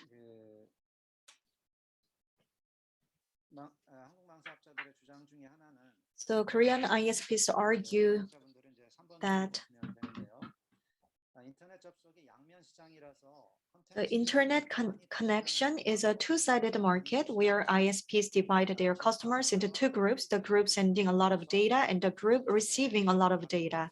And they would like to increase the cost for one side and lower the price for the other side. And they say that there is no problem for this practice. That is why if Netflix does not pay network usage fee, Korean ISPs will increase the fees charged to consumers. So Thomas and Michael, so you are both economists. So could you comment on this? I can start. So there are many two-sided markets, and they're typically always commercially negotiated. So I'll give you an example. If you started a new credit card like American Express or MasterCard, the two sides are you need customers to take the card, and you need stores that accept the card. And so you typically need to negotiate with both. You try and set the prices so customers take the cards and make it very attractive for stores to accept it. But those are independent choices on both sides, right? So if I walk into a store, I want to take a credit card. I'll take a credit card if a lot of stores accept it, and the stores will take the cards if many customers have them. But those are independent decisions. So if I walk into a store with a credit card, I can't force the store to take the credit card. It chooses to take it or not. But with Netflix or with the video, it's slightly different, right? If I sign up for Netflix, Netflix has to deliver the video to me through the ISP. So those aren't independent decisions. And if it's regulated, then the ISP can start to charge higher and higher termination fees to pass the cost on to Netflix or Disney Plus or others. So that I think is the difference, is whether they're independent choices on both sides, and those can be commercially negotiated. So I would argue in this case as well, there's no reason that the ISPs can't explain their costs and negotiate if they would like how it should be terminated, and maybe the content should be delivered in a cache closer or within the network to lower the costs. But those are all commercial negotiations, and those take place in two-sided markets all the time. The difference is if they're regulated, then one side has more power than the other and can raise the cost. And that I think is the difference. Tom, I don't know if you want to add to that, but. No, I think you covered it. 네, 마이클님은 그 양면 시장이 적용될 수. So Michael said that sided markets, two-sided markets are feasible. However, in Korea, we have the sending party network piece, so it is becoming a regulation here. So it will hinder independent negotiation between two sides with the regulation. So now we will take questions from the audience. You can ask a question through the chat box. We have Mr. Lee Ki-bum. Netflix uses OCA, and 90% of the traffic can be reduced. That is the argument. However, as for the Korean ISPs, say that it can reduce the bandwidth burden between Korea and other countries, but inside Korea, OCA does not affect much. So in relation to this, can you provide an answer?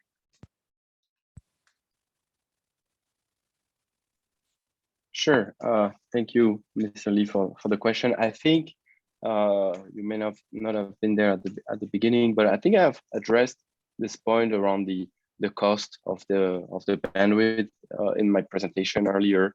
I mean, I think there are, so first of all, OpenConnect and CDNs, they don't just cache, they don't just save bandwidth on the international portion. You know, it's very doable, and certainly it's done in many countries to deploy OpenConnect very deep inside a given country, right, to tens and tens of cities, and really save on your national backbone as well. Any of the let's say upstream infrastructure can be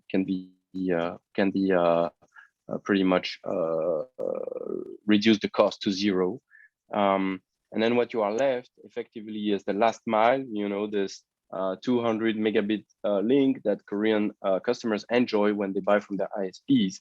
And that part of the network is actually what consumers purchase from the ISPs. It's oftentimes guaranteed, and it's way more than enough speed to cater a Netflix stream. Again, I want to give again this fact because I think it's very compelling, right? The average speed that a Korean internet user enjoys at home on broadband is 200 megabits. The average stream of a Netflix movie in Korea is 3.6 megabits, less than 2% of the last mile bandwidth.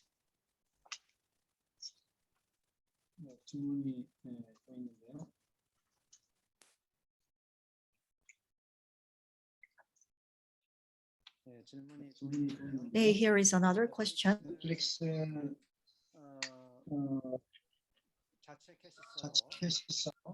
The ISPs do not approve of OCAs developed by Netflix.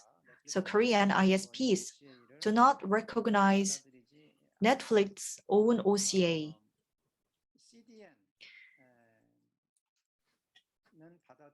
But they accept CDNs. And is there any difference in effectiveness of OCA and CDN, or do they have the same functions and effectiveness altogether?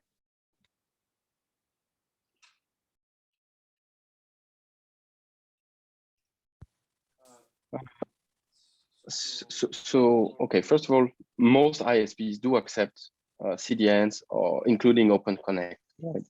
It's very common around the world. I think Cloudflare mentioned 10,000 partner networks. We interconnect also with thousands of networks, right? So it is the norm that ISPs do cooperate with CDNs, including OpenConnect. It is also quite common in Korea, right? Except for just a few notable exceptions. And then as to the difference between CDNs, there may be some due to the nature of the content they will carry. I think for Netflix specifically, which is the one obviously I'm most familiar with, right? The characteristics are the fact that it's such a relatively small and predictable library, which means that with only 2 racks, effectively the size of 2 individuals worth of servers, you can store the entire bandwidth, and then you don't need you can store the entire bandwidth, as I was saying, down to 20 cities in Korea, if that makes sense, and then not use any bandwidth upstream. So from that perspective, we like to think that OpenConnect, because it is only delivering Netflix, is extremely efficient, and we think also that contributes to why it's so commonly accepted. But again, it's very common, and it's the global market practice for ISPs to work well with CDNs, including OpenConnect.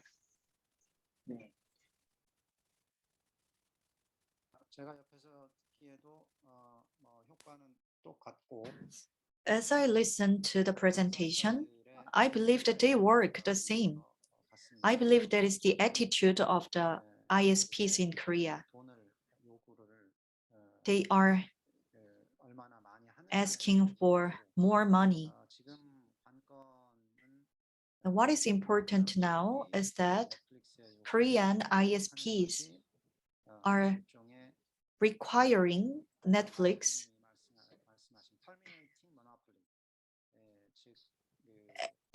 some things which could lead to termination monopoly. So they want to be a gatekeeper for internet access in Korea by wielding the power of monopoly in the market. So here is another question.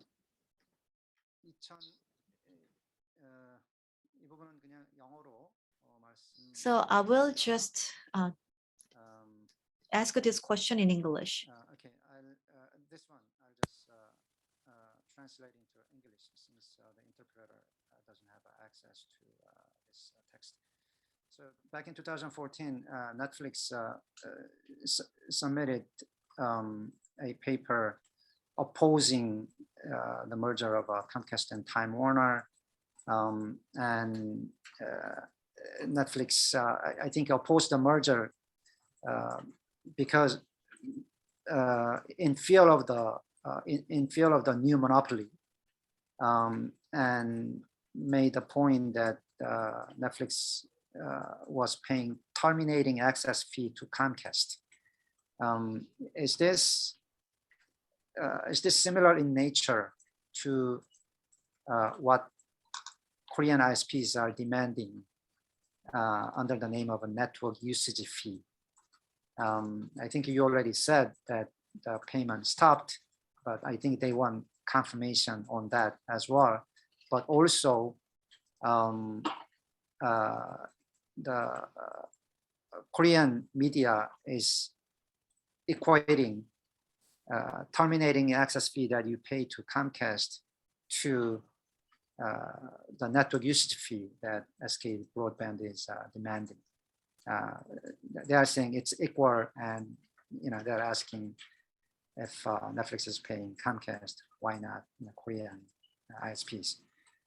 So if you can confirm about that payment and whether they are the same thing, I would appreciate that. So I think, as I said, earlier, I think a lot has changed between the early 2010s and today, right? The early 2020s, a lot of change.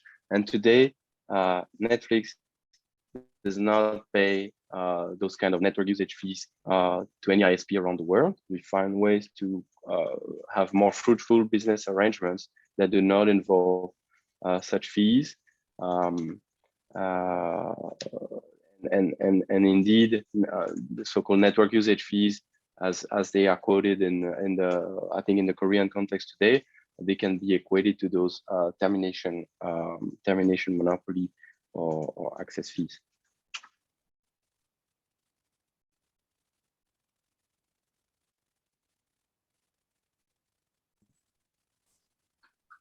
After the Charter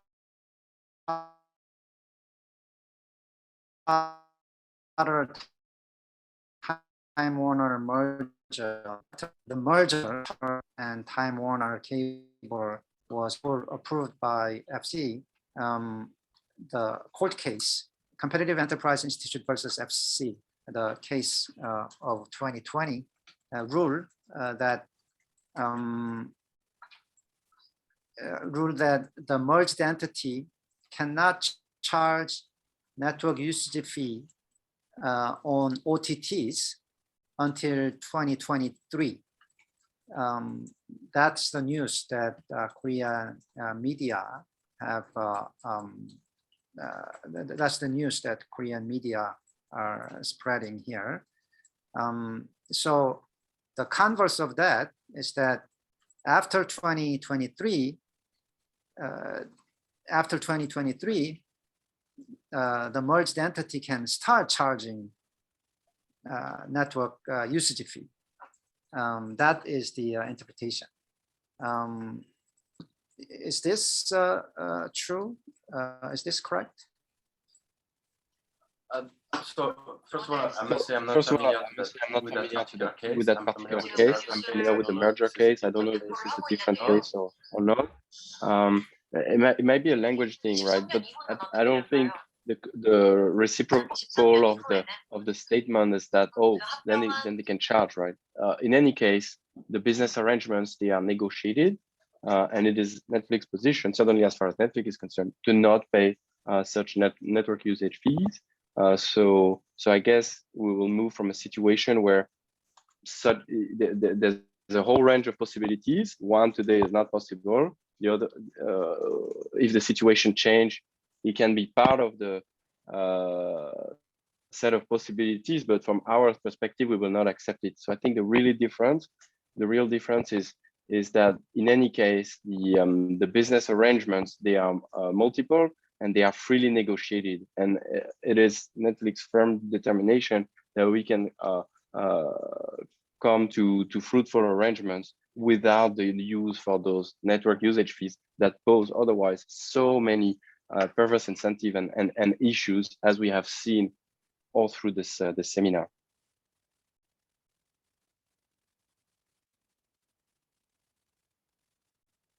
답변을 하자면 paid peering하고 So to sum up the answer, paid peering and termination fee.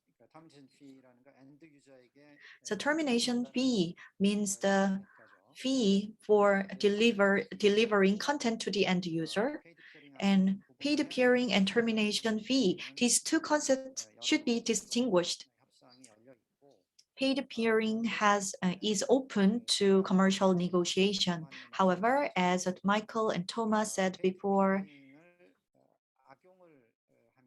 paid peering could be exploited by network operators. In that case, they could tap into their monopoly status on the market. So instead of charging the internet access, they would work as a gatekeeper for internet users. So they will overuse their power and they will charge the delivery of information. That is a potential scenario.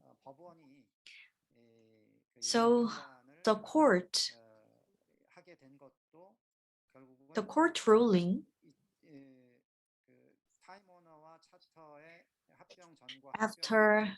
before and after the merge of Charter and Time Warner,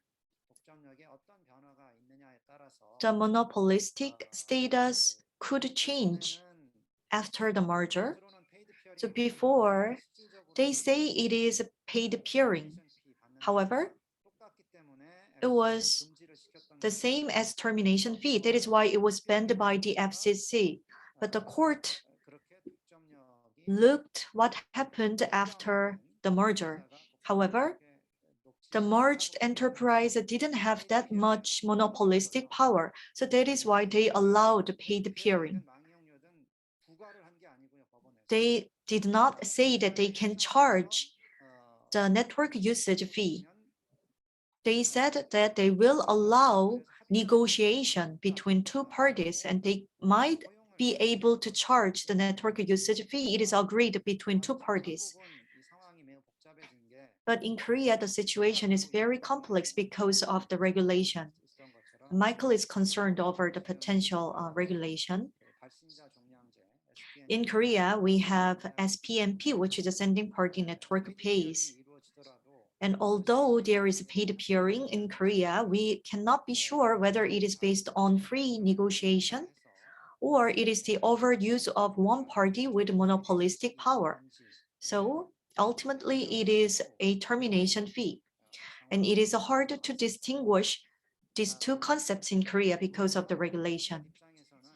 And let me talk about the perspective of OpenNet Association. And we are seeing the possible adoption of one more related regulation in Korea.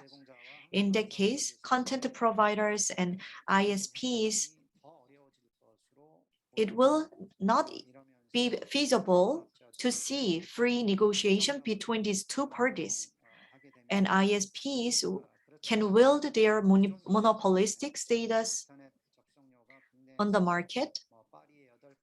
And the transit price is 8 times higher in Seoul compared to Paris because of the monopolistic power of ISPs. And if we continue this trend, they will destroy the content ecosystem. That is our concern. And domestic content providers and foreign content providers are seeing this as a big threat. So do you have any questions or comment?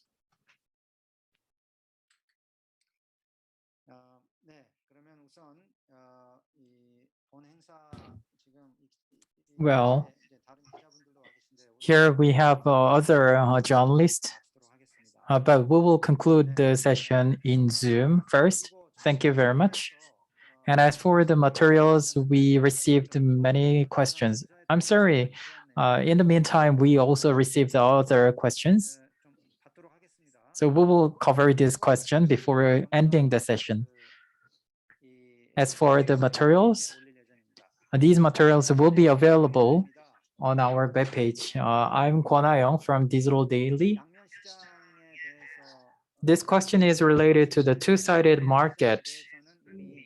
But as for the two-sided market, already Mr. Michael made a comment.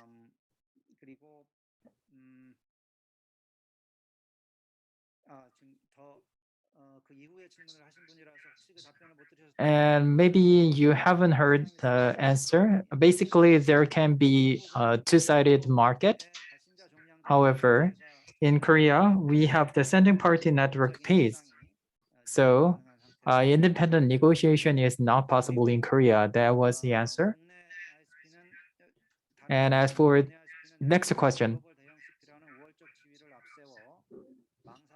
Netflix, the domestic ISPs say that Netflix is not participating in the negotiation. And if we just let the market do its job, then global CPs can have a favorable position. That is my question. Can you provide an answer?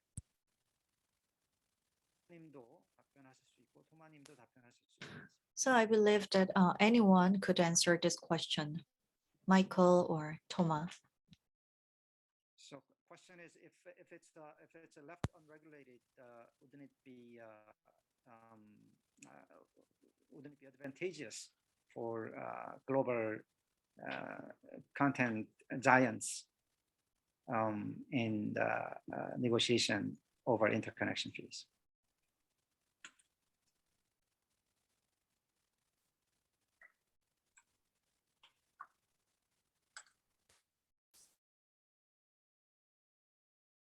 Yes, that's correct. You can answer the question.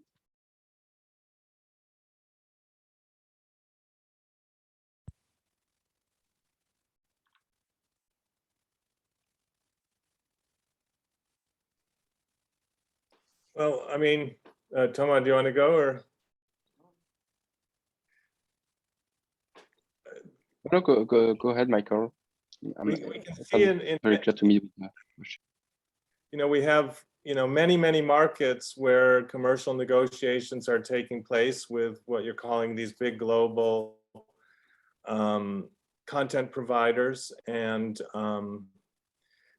the ISPs, and the fact that they're big and have content that's very popular isn't stopping them from investing and delivering the traffic, as Toma was saying, all the way at night when there's no cost, and saving money for the ISPs. So there's very little evidence that in commercial negotiations, what you've called the global content providers are taking advantage of the situation.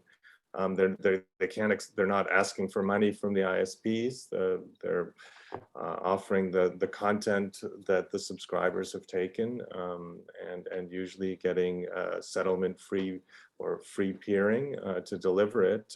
So there's very little evidence that they could take advantage of the situation. In fact, they continue to invest in both in good content and in the infrastructure to deliver the content. And some of the providers, as we heard, like Google and Facebook, with their CDNs, are actually investing in submarine cables and bringing them to markets that are receptive, and further lowering the cost and making more and more capacity available. So it doesn't seem in any markets that they're taking advantage of the situation in a commercial negotiation.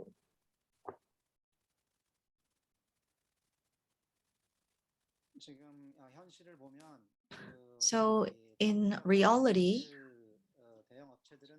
large-scale content providers are competing with one another. So the competition is fierce. So they would like to deliver content better to countries around the world. So they are making a huge investment.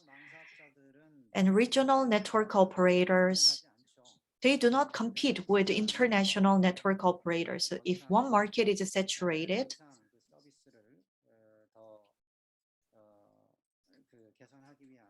they do not try to improve their services. So because of the fierce competition in the content market, global content providers are installing submarine cables and cache servers to better deliver content across the globe. They are making constant efforts. That is why there is no need to prevent their activities through a regulation. And there is a question to Alissa. We have two questions. The first question, Cloudflare paid a cost, and you compared the cost between Korea, Europe, US, Japan, and India, and said that there is a 40 or 30 times of difference. So after 2016, still can we see this difference, big difference between Korea and other countries? That is the question. That is actually the current difference. So that cost is current. So we did an analysis in 2016 where we've I think that information is available publicly. We can certainly share, but that is actually based on our current analysis. So yes, that's current. Is that also based on the actual contracts and prices that you have paid to the ISPs? So that's, again, that what we were doing is doing analysis of relative costs. So you're talking about averages across different ISPs and then relative costs between them. So it's an indexed cost. It's not sort of a direct amount that's on that graph. It's again, relative cost between different providers, and again, averaged across different ISPs within a region. But it is based on actual contracts that you form with ISPs. Yes. 예, 실제 계약에 근거한 수치라고. Yes, that is the actual price based on the actual contract. And another question, maybe this is a very basic question. Cloudflare is providing the free service. Then what is the income source for Cloudflare? So Cloudflare doesn't just provide the free service. Cloudflare has a sort of tiered model. So we actually have something like 25 million websites on us of all different kinds. Many of them are paying us for a more robust set of services, but we also have a free tier. So we basically have any range of services that you might want. So what we find are sort of people who are just looking for very basic improvement on latency. Maybe you have a really small blog. That's a good way to do it on a free plan. If you are a big provider, if you have a more complicated website, if you have lots of interest in making sure that people get access a certain way, if you want to sort of control how you cache, there are all sorts of things that you can actually do that are services essentially piled on top of that very basic plan, or said another way, you can do a lot in a more complicated fashion in the way you cache and the way you serve content that you can do if you're a more sophisticated business. So if you are a large business, you're certainly going to not be on the free plan. You're going to have you're going to actually be using a much more robust set of services. So we get the benefit of having those larger customers. They get the benefit of our very large network, and we all sort of share it together. So from a practical standpoint, the free customers for us give us lots of traffic that we can actually help ISPs with, and that improves our peering relationships, and it also sort of gives us some other benefits in terms of threat information, for example. So on the cybersecurity side, we get the benefits of seeing lots of different kinds of threat traffic because we have different kinds of customers. So the way the business model is essentially a sort of range of different kinds of services that we can provide to a range of different kinds of customers, which makes it a really interesting perspective on the internet because we see not only the very small, but the very large, and we can see the difference between them.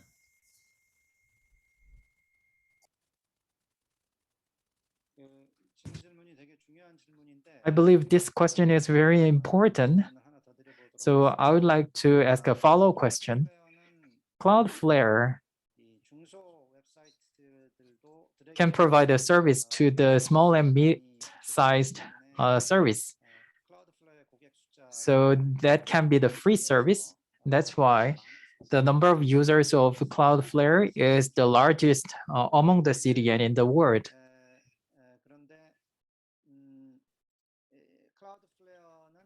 However, Cloudflare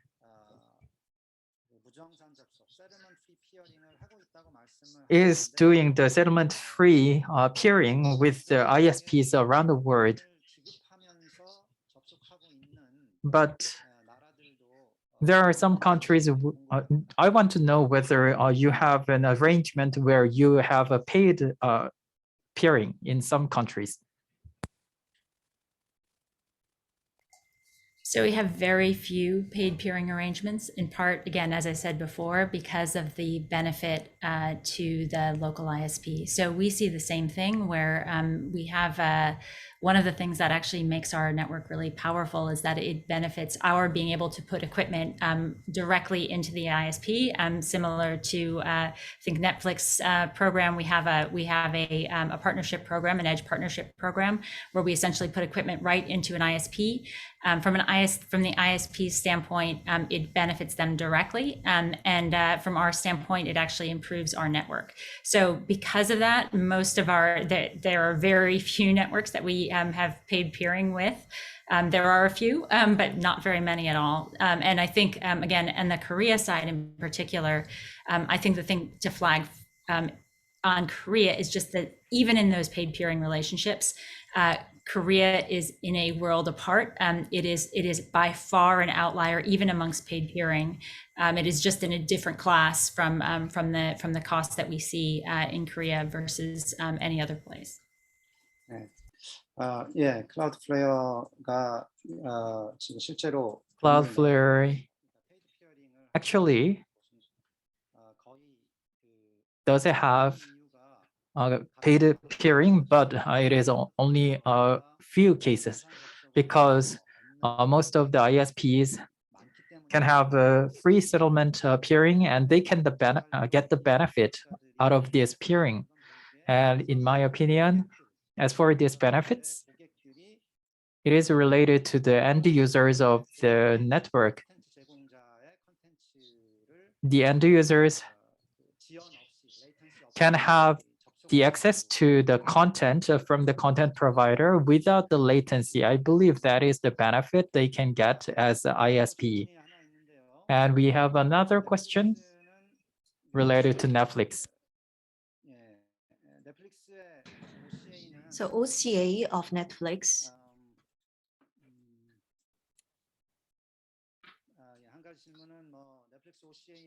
So Netflix OCA is working on the international transit.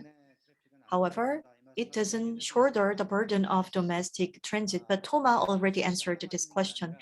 In Korea, we do not have a single OCA. We can cover different cities with the OCA of Netflix. So they could reduce the domestic traffic as well.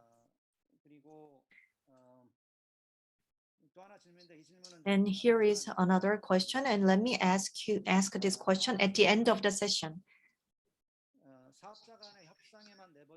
So if we just leave it to free negotiation, so we talked about large CPs, which could have a favorable position in the negotiation, but it is a different question. So if it is up to the commercial negotiation, it might violate net neutrality. Do we need safeguards against that? I think I can answer this question as a moderator. That is why we have net neutrality regulation. However, in Korea, net neutrality regulation is not binding. It is more of a guideline in Korea. That is why it is not interpreted enough and applied enough. So when KT blocked the traffic for Samsung smart TVs, there was no sanction against KT. And KT also blocked the Kakao voice traffic. There was no sanction against them. And recently, they blocked torrent traffic, but there was nothing done against it. I believe that net neutrality regulation should become a law in Korea. That's what we need here.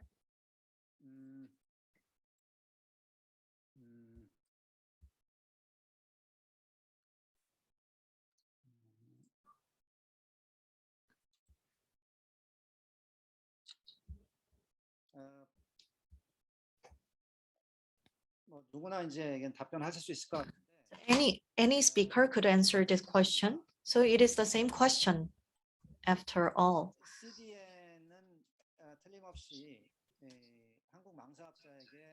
CDNs are having paid peering with Korean ISPs. And Netflix, if they want to serve as a CDN on their own, they might have to pay the Korean ISPs, just like other CDNs. Isn't that the case? Could anyone answer the question?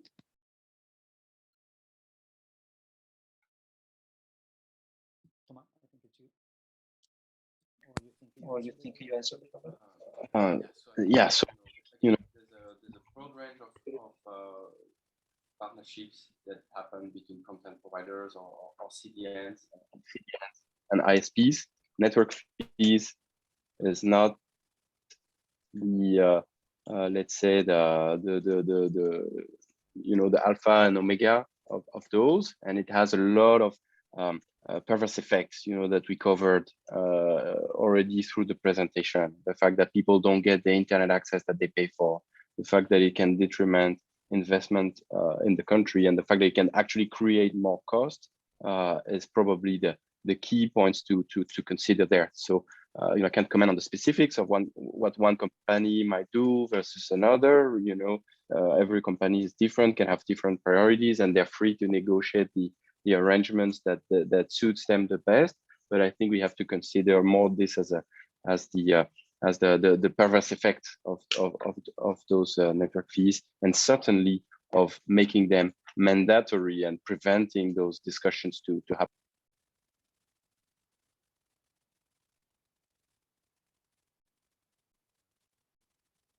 그러니까 대형 CP를 So there are CDNs with large scale CPs, and they are paying the fees to the ISPs. That is the truth. But the reason for the fee,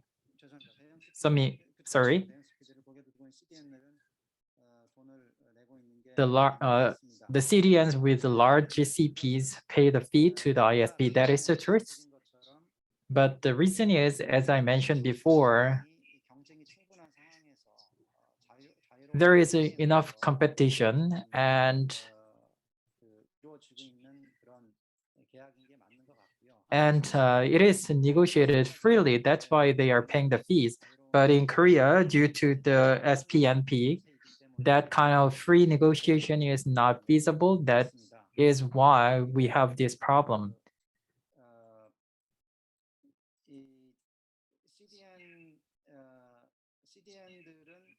And basically the CDNs,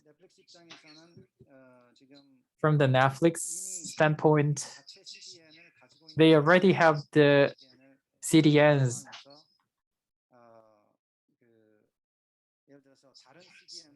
And if ISPs want to pay want payment from Netflix, or if they ask the Netflix to use another CDN, I believe it is not acceptable for Netflix. So I think that the request for use of monopoly power, or request for the peering, and I'm not sure whether it is termination fee. So we need to make a determination whether it is termination fee or the free peering. I will cover the last question. And this question is related to the future plan. And this question is for Thomas. So in the future, the Netflix has emphasized mutual cooperation. And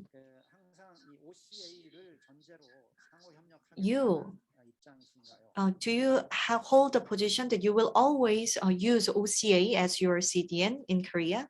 That is the prerequisite for mutual cooperation in the Korean market?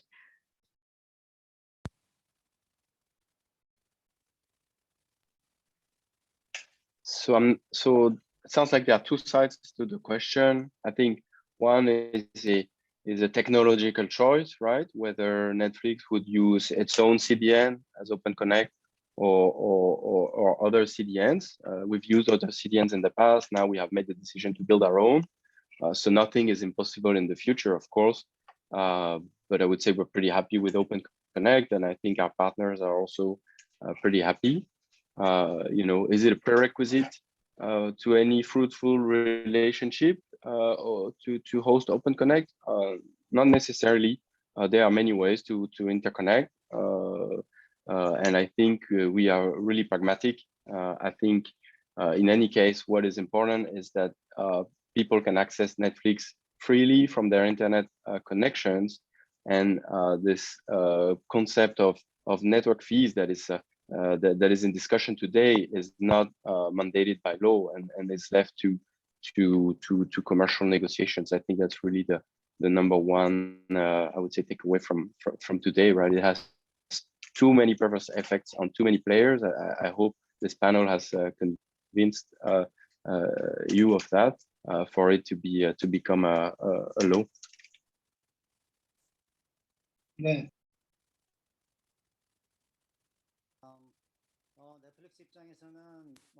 So from the perspective of Netflix, they can go on picnic with their own car, but the host of the picnic forces them to use the car they provide and they have to pay for it.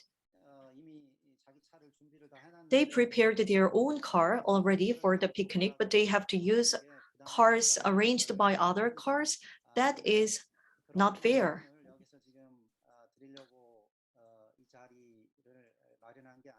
But we did not arrange this session to only deliver this position, but Korean ISPs believe that they have disadvantage in negotiation now because they have less power because of a popular content. That's what the argument, that's what ISPs are arguing today. But I believe that it is better to leave it up to negotiation. However, as I said, Korea is working on another law in 2016. And the journalist asked the network usage fee went down in Korea after 2016, but that is not true. It has gone up. Internet connection fee has gone down in all countries. However, in Korea, it hasn't gone down. That is why Korea has the highest internet connection fee. Cloudflare said that it is the 40 times gap. And after 2016, that situation has become worse.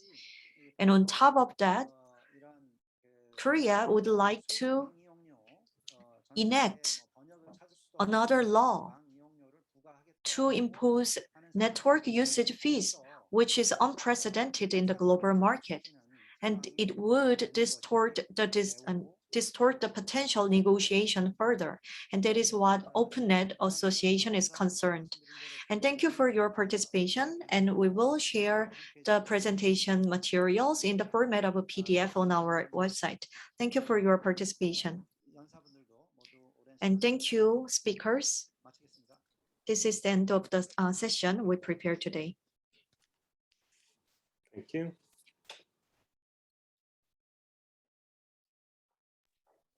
Thank you. Thank you. Analyst.